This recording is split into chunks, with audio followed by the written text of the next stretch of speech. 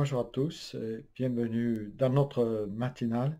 Ce matin, j'ai choisi un verset du psaume 32, verset 1. Bienheureux celui dont la transgression est enlevée et dont le péché est pardonné. Psaume qui est attribué à David.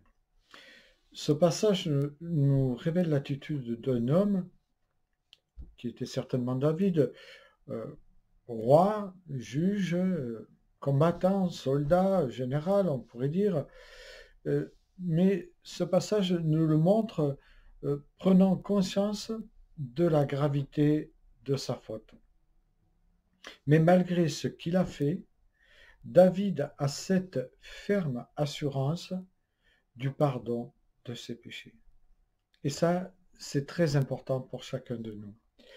Il se réjouit parce que ses fautes sont effacées, puisqu'il dit « Bienheureux celui dont la transgression », où on pourrait comprendre les fautes ou iniquités, sont pardonnées, et dont le péché est couvert, c'est-à-dire dont le péché est effacé. Et dans la Bible, on voit très bien que l'expression « couvrir le péché », cette expression qui est d'une grande beauté, mais elle ne signifie pas cacher le mal ou faire comme s'il n'y avait pas eu du mal ou passer par-dessus. Mais couvrir signifie littéralement Dieu ne revient plus dessus. Il n'en tient plus compte. Et il y a plusieurs passages, et je vous en cite un, Michée 7, 19, qui dit « Mes péchés, Dieu les a mis au fond de la mer. » Donc, il n'en tient plus compte. En fait, c'est l'acte par lequel Dieu, dans sa miséricorde infinie, consent à considérer le péché comme éloigné de sa vue, comme n'étant plus devant lui, et comme on pourrait dire n'existant plus, entre guillemets.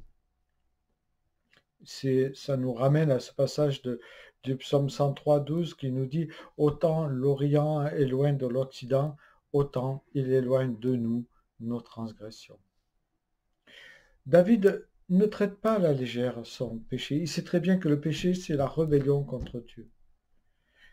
Car il prend conscience que l'iniquité fait ressortir ce que le péché a de plus criminel et d'odieux aux yeux du Saint.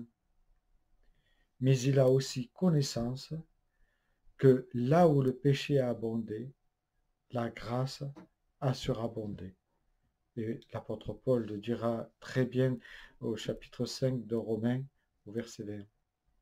À partir, bien sûr, du moment où nous reconnaissons notre faute, sans nous chercher des alibis ou des fausses excuses, ou en accusant quelqu'un d'autre, par exemple le diable ou les circonstances, etc. Ce que David veut dire quand il précise que le repentant, ne doit pas être de mauvaise foi. Car celui qui cache ses rébellions ou ses transgressions ne peut prospérer. Mais celui qui les confesse et les délaisse obtient miséricorde, nous dit le Proverbe 28, 13.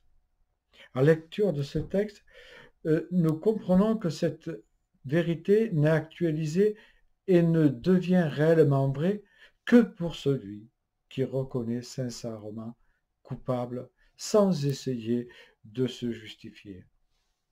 Et ça nous ramène à nous, si nous avons accepté Jésus comme Seigneur et comme Sauveur et que nous lui confessons nos fautes, le mal que nous avons fait est ôté par le sang de Jésus qu'il a versé à la croix de Golgotha. Tout chrétien doit savoir s'appuyer sur cette affirmation biblique. Si nous confessons nos péchés, Dieu est fidèle et juste pour nous pardonner et nous purifier de toute iniquité. 1 Jean 9. La confession au Seigneur apporte toujours le pardon et la purification. C'est-à-dire, il ôte définitivement le poids du péché.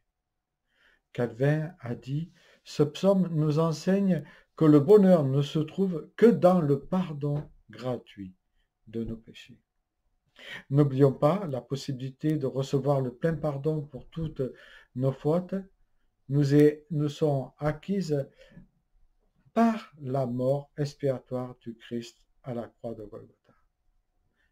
Cette croix où il a pris notre place.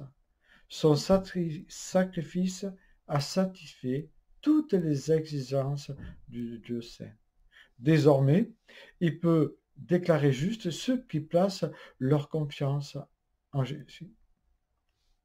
Saint Augustin a dit « Ce psaume traite de la grâce de Dieu et enseigne que notre justification a lieu non point par des œuvres que nous aurons fait auparavant, mais uniquement par la miséricorde de notre Seigneur. » Et je trouve ça merveilleux. Connaissant le prix payé par Jésus pour ce pardon, cherchons à lui plaire en évitant de commettre à nouveau les mêmes fautes. Car heureux l'homme au compte de qui le Seigneur ne porte pas le péché, nous dit Paul dans Romains 4. Je vous souhaite à tous une bonne journée.